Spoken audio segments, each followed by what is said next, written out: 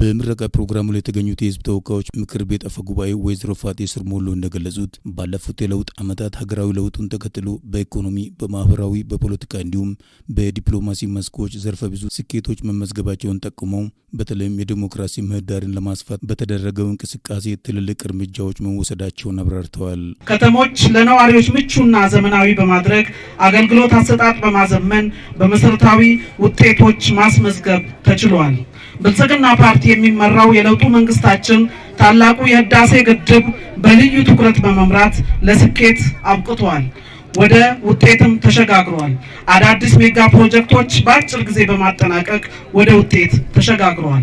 በማህበራዊ ዘርፍ ሰው ተኮር ስራዎች በተለይም ለድሆች ቤት ገንብቶ ጠግኖ በመስጠት ማዕድ በማጋራት ትልልቅ ስራዎች ሲከናወኑ ቆይተዋል። ክልላችን ከተደራጀ አጭር ጊዜ ቢሆንም የለውጡ መንግስት እሳቤዎችን፣ የሪፎርም ማሻሻያ ፖሊሲዎችን፣ ስትራቴጂዎችን፣ አዳዲስ ኢኒሼቲቮችና ሀገራዊ አቅጣጫዎችን መሰረት በማድረግ ባለፉት አጭር ጊዜ ውስጥ በስፋት በመንቀሳቀስ ዘርፈ ብዙ ስኬቶችን በሁሉም መስክ ማስመዝገብ ተችሏል። በራስ አቅም በመታገዝና በመቀናጀት በተለያዩ ዘርፎች ለውጥን ለማስመዝገብ በተከናወኑ ተግባራት ለበርካታ ሴቶች የስራ ዕድል እንደተፈጠረ ያብራሩት አፈ ጉባኤዋ በቀጣይም የለውጡ መንግስት በሚያከናውናቸው ተግባራት ሁሉም የድርሻውን ሊወጣ እንደሚገባ አሳስበዋል። ያሉንን የልማት አቅሞች በመለየት በየአካባቢው ያሉ ጸጋዎችን በመለየት አዳዲስ ኢኒሼቲቮችን በመከተል በመቀናጀት በራስ አቅም እምርታዊ ለውጦችን ለማምጣት በተደረገው እንቅስቃሴ አስደማሚ ውጤት ማምጣት ተችሏል።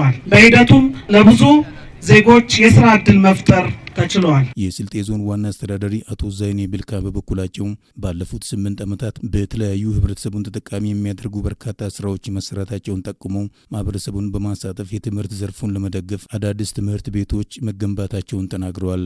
የለውጡ መንግስት ማህበረሰባችንን በሁለንተናዊ ለመለወጥ ብዙ ጥረቶች ሲያደርግ ቆይተዋል።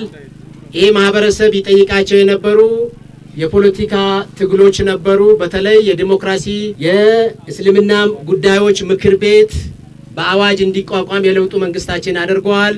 ወለድ አልባ የፋይናንስ አገልግሎት ለማህበረሰቡ እንዲሆን አድርገዋል። በዚህ ሂደት የመጡ ለውጦች አሉ። በትምህርት፣ በጤና፣ በግብርና ዘርፈ ብዙ ውጤቶች መጥተዋል። የምዕራብ አዘርነት በርበሬ ወረዳ አስተዳዳሪ አቶ ራመቶ ሹክረቶ በበኩላቸው በወረዳው ከ120 ሚሊዮን ብር በላይ ወጪ የተለያዩ ፕሮጀክቶች መሰራታቸውን ጠቁመው የደማላ ሁለተኛ ደረጃ ትምህርት ቤት፣ የማህበረሰብ ፋርማሲ፣ የመንግስት ስራዎች ማሽነሪዎች፣ የጤና ተቋማት ግንባታ ተጠቃሽ መሆናቸውን ተናግረዋል። የመንገድ፣ የመብራት ትምህርት ቤቶች እንዲሁም የንግድና የግብርና ስራዎች ተመርቀው አገልግሎት እየሰጡ ይገኛሉ። ዛሬ የተመረቁት ፕሮጀክቶቻችን የህዝባችን የረጅም ጊዜ የልማትና የመልካም አስተዳደር ችግር የነበሩ በመንግስትና በህዝብ የተቀናጀ ተሳትፎ ተጠናቀው ለአገልግሎት የበቁ ናቸው። ፕሮጀክቶቹ በተያያዘላቸው የጊዜ ገደብ እንዲጠናቀቁ የህብረተሰብ ተሳትፎ ከፍተኛ እንደነበር ያነሱት የወረዳው አስተዳዳሪ የትምህርት ቤቱን የውስጥ ግብዓት ለማሟላትም በትኩረት እንደሚሰራ አብራርተዋል። በምረቃ መርሃ ግብሩ በምክትል ርዕሰ መስተዳድር ማዕረግ የገጠር ክላስተር አስተባባሪና የግብርና ቢሮ ኃላፊ አቶ ኡስማን ሱሩር፣ የፌዴሪ የህዝብ ተወካዮች ምክር ቤት አባልና የአሚን ጄኔራል ሆስፒታል ባለቤት ዶክተር መሐመድ ሽኩሪ፣ የፌዴሪ ቴክኒክና ሙያ ትምህርት ስልጠና ኢንስቲትዩት ዋና ዳይሬክተር ዶክተር ብሩክ ከድር፣ የክልል የዞንና የወረዳ የአመራር አካላት እና የህብረተሰብ ክፍሎች ተገኝተዋል።